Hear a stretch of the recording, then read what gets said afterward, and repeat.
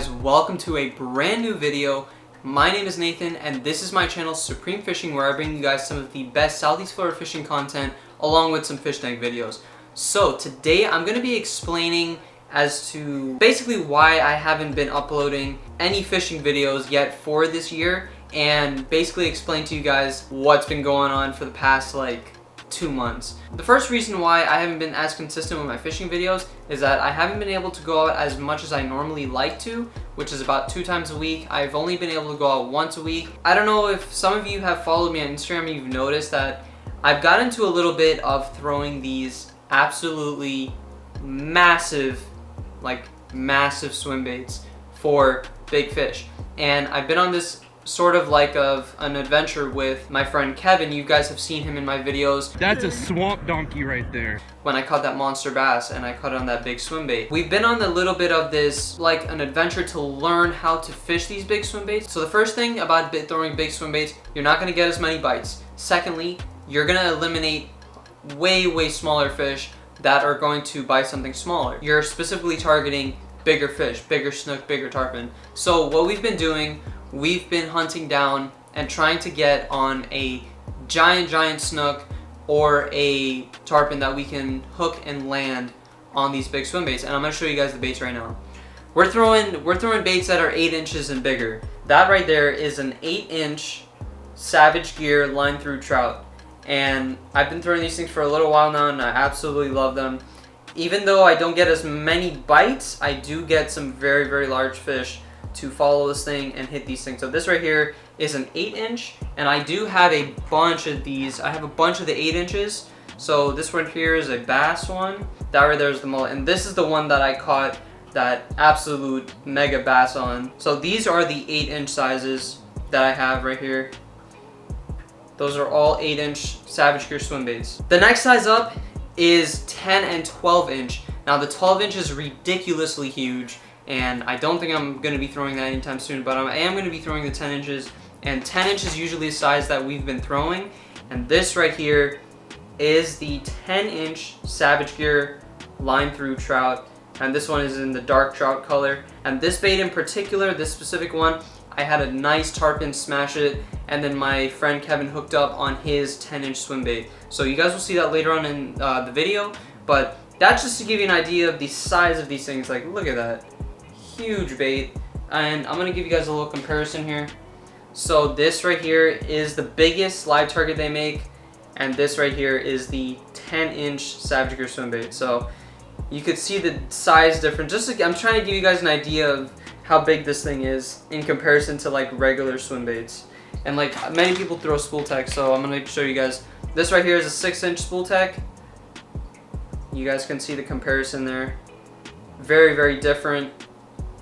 Bigger body, longer, bulkier profile. They get some really big fish to follow them, and I know they catch big fish because I have seen pictures and videos of people catching some very large fish on these. By the way, I'm not sponsored by Savage Gear or anything. I just have been throwing their big swim baits because this is one of the best companies to make big swim baits for bigger fish. You can't just use any setup for throwing these things. The 10-inch alone is 7 ounces, and the 8 inches are a little bit lighter. They're coming in at 3.25 ounces. So you're gonna definitely need a rod that's gonna be rated for throwing these baits. And if you haven't watched my rod and reel arsenal video for 2020, definitely check it out. I'll have it linked right here. You guys can go and check that out. I have all of my rod and reels that I'm gonna be using for 2020. And I'm going to actually be showing you guys one of the setups that I didn't get to show you guys in that video because I bought it and it was coming in the mail, and I'm going to show you the rod that I have it paired with. I did show the rod, but I didn't show you guys the reel. So this right here is the 9-foot rod that I showed you guys in my rod and reel video. If you guys haven't checked it out, again, go and check that out.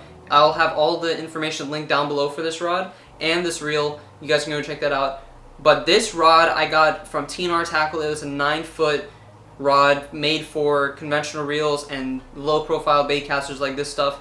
And I originally got this for trolley rigging, and I realized that this is actually a perfect setup for throwing big swim baits and things like that. So I'm definitely gonna be using it for that.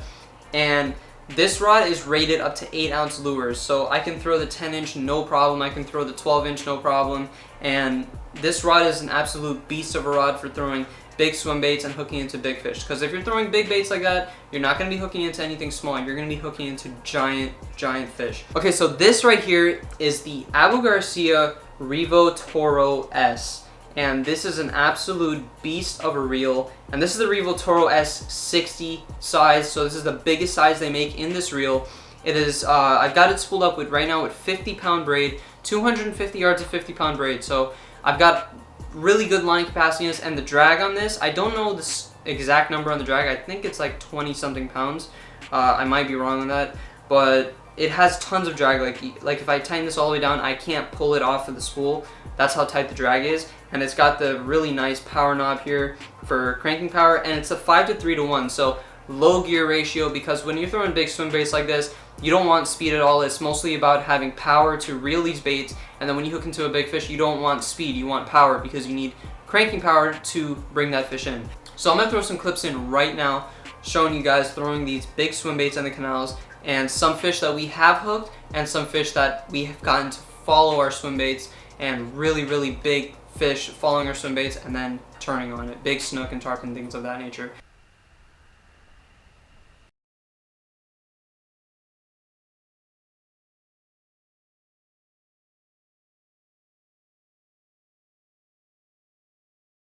Dude, they're hitting the...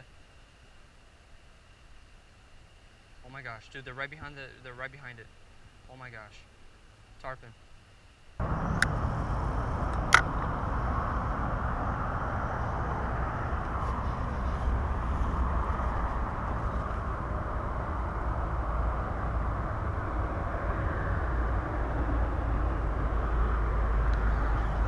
Followed it up.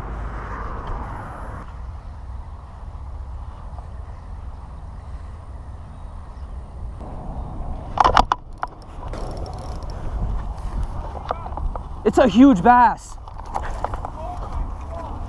Dude, I literally said, I'm gonna cast under here. Do you see this thing? Oh my gosh, that is my fattest, biggest bass I've ever seen. That's every bit of a 12-pound bass.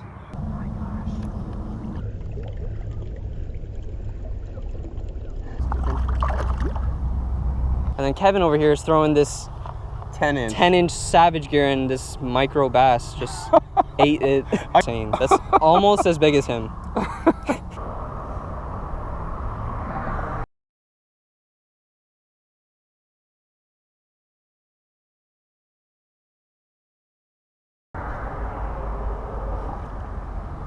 Maybe try it on my phone. Oh!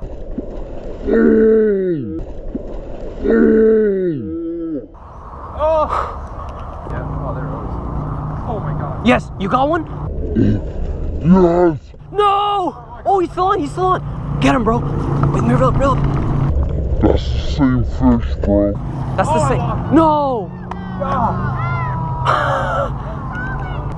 That must have been the same fish. How did he get off? That must have been the same fish. So it's pretty straightforward to rig these baits. It's not hard at all. And the rig I'm running, like I said earlier, I have 50-pound braid on this thing, and I'm always running about a 2 or 3 feet length of 80-pound monofilament. This right here is a little 6-inch. They make these in the smaller sizes. I believe the 6-inch is the smallest size, but you can see the comparison there. This one is a really nice swim bait for maybe smaller snook. Even big snook will eat this. It can imitate like a mullet or something like that. Really nice bait. But like I said, I love throwing these giant ones. And they also come in different sinks. They have a floating one, slow sink, and moderate sink. Now a slow sink, this one right here, this mullet one, is a slow sink.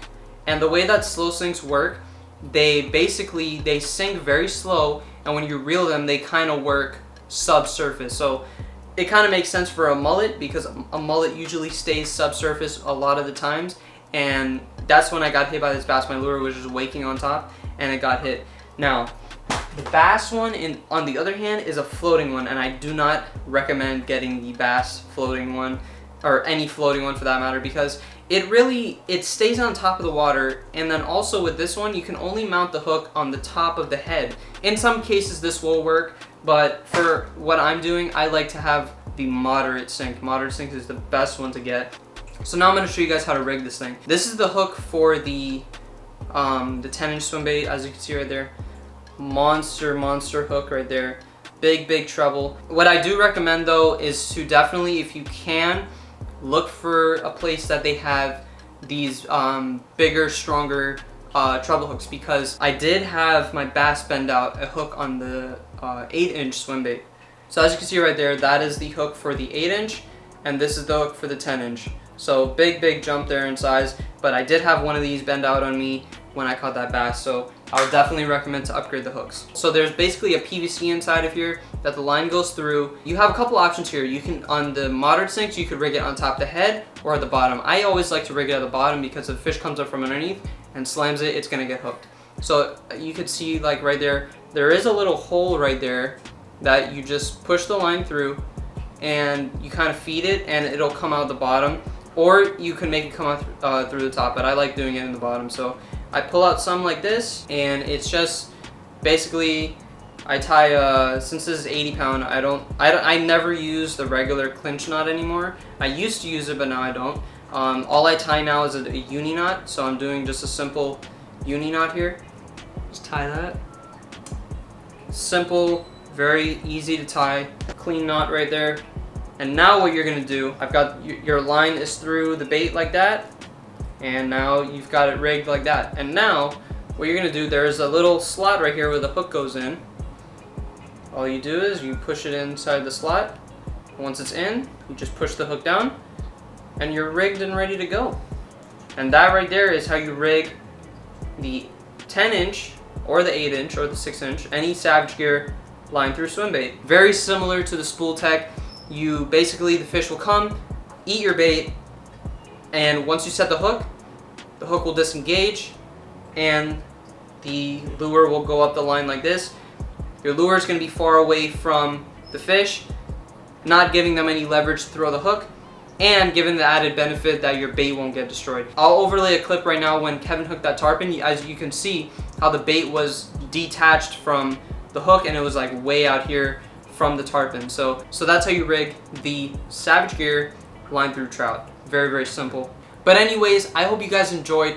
Please be sure to hit that like button, comment down below if you have any questions for me about these baits. Make sure you hit the subscribe button if you're new to the channel, and if you want to see more content just like this, be sure to hit the subscribe button and the bell notification icon so you don't ever miss one of my videos. And I'll see you guys in that next one.